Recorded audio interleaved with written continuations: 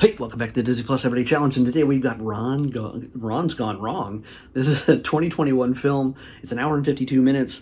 It is something from 20th Century Studios, acquired by Disney during the whole 20th Century acquisition. It unfortunately came out 2021. It was just released in 2021. I don't know if I remember seeing promotions for it just a little bit, not a lot.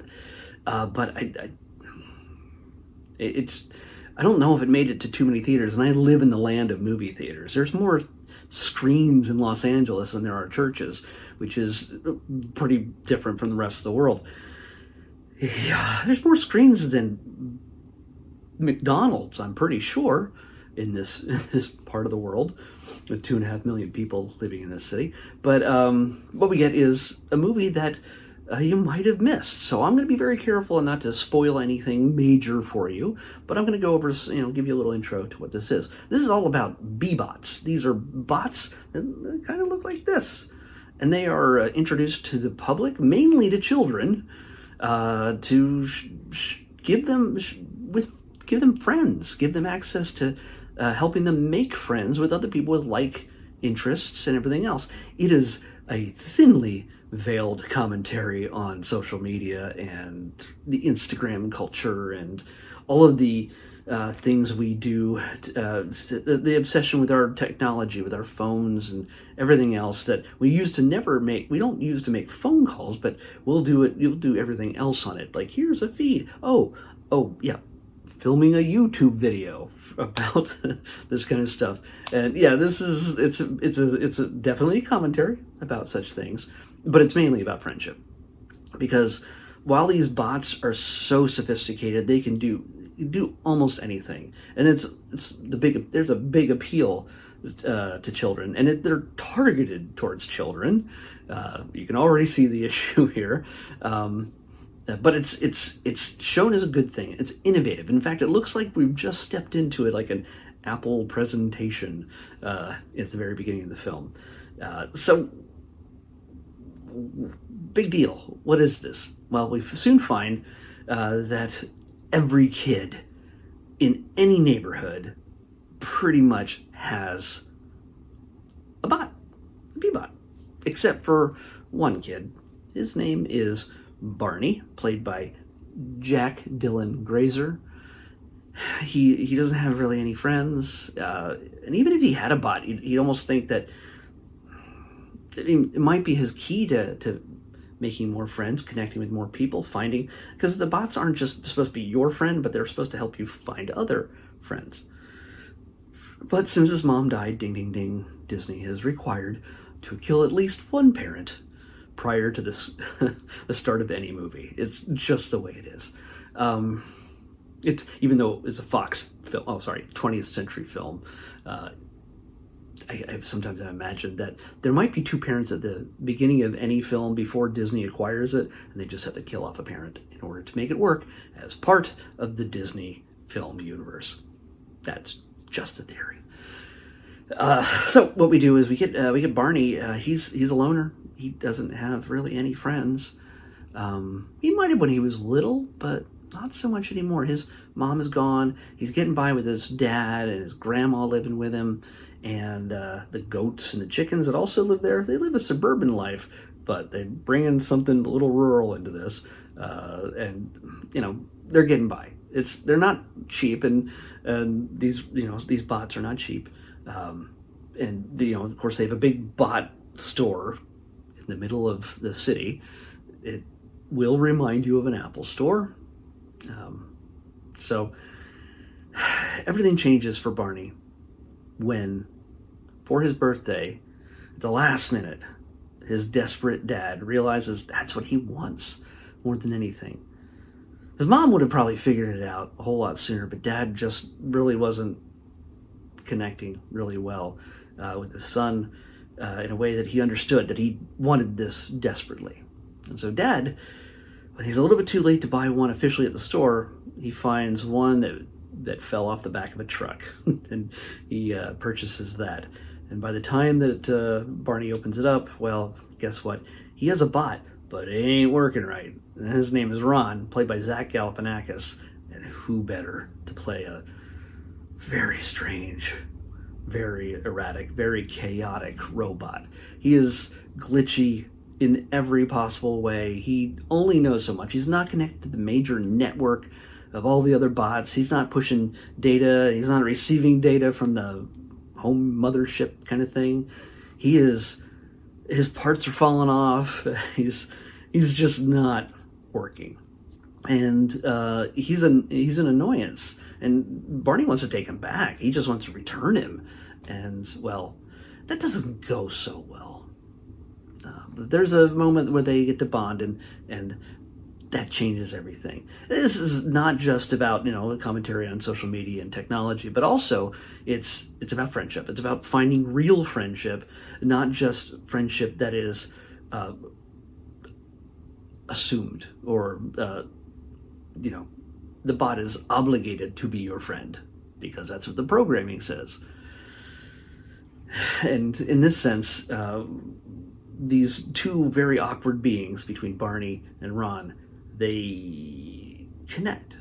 They don't agree on everything. They don't always understand each other perfectly, but there's a connection there, and that's kind of a really beautiful thing about this. It shows that it's doing its own. It's overriding. It's overridden. It never got the programming it needed to do its job, and so it's almost created its own programming in order to do it better than the programming could do. There's something you'll realize, and it took me a little while to realize. Every once in a while, you'll hear this ping, boom. It's just sort of a thing. Whenever somebody is talking to Ron or near Ron or whatever, there's a ping. And that's the moment he's learning and retaining something that someone has said. He's a blank slate. And so whatever he hears, he often believes about himself. Whether it's something from Barney or something from Barney's friends, or not friends, but acquaintances at school, or other things. And sometimes Barney can be pretty cruel because he doesn't see Ron as a living being. He's just a pile of code in a broken shell that needs to be returned and isn't the friend he wants, but turns out he could be the friend he needs. So yeah, it's a big sweeping adventure. There's a big third act climax where everything, they're trying to save each other in a bigger sense, and I'm not going to ruin. I'm being as vague as possible. So I'm going to mention who else is in this film. Ed Helms plays his dad. Olivia Colman plays his grandma. Rob Delaney plays Andrew, the guy who's the money guy in the bot company. You know him as Peter from Deadpool and Wolverine. Justice Smith plays Mark, which I believe is Will Smith's son. Maybe not. I don't know. And Kylie Cantrell. Sorry, Kylie. She plays a girl at his school. She's Red in Descendants: Rise of Red in the new series on Disney Plus. So yeah, it's there's a bunch of others, faces and voices. Well, voices you'll recognize possibly, but for the most part, I say take a chance on this. This is something that is. Again, slipped by a lot of people's thoughts or opportunities to see in theaters. And when you don't really get to put it in theaters, there's not a whole lot of people clamoring to get it, on, home video or something. And it might not be the top of your list when looking at something you want to watch in Disney Plus. So if you're looking for another type of, 3D animated film that isn't Moana, or Inside Out, or whatever those, everything that Pixar and Disney Animation put out, that's great. But there's more out there. So yeah, there's Ron's Gone Wrong, which is a very strange animated film, but it is fun. It has a lot of excitement, adventure, some pretty intense moments, but it's mostly a comedy. It is. You're gonna get I got some pretty big laughs out of it here and there. So, But yeah, who wouldn't want a robotic Zach Galifianakis as their best friend? Let's pick tomorrow's episode. 101.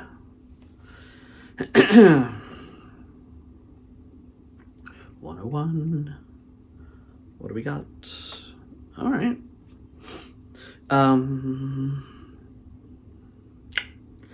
This is a documentary about a series that we haven't watched yet.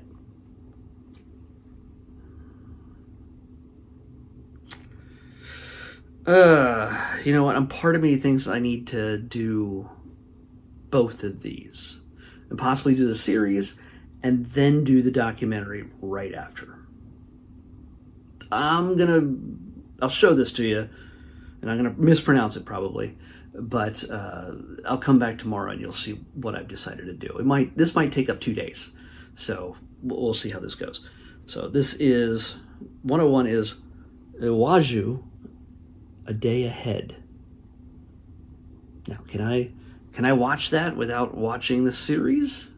Is it a behind the scenes of the series? Is it a different, like, actual documentary take on Iwaju? I don't know. I don't know if they're exactly connected, but at the very least, Iwaju, a day ahead. Iwaju, A Day Ahead is what we're watching on the next Disney Plus Everyday Challenge. I'll see you back here tomorrow with that, unless it's the other Iwaju.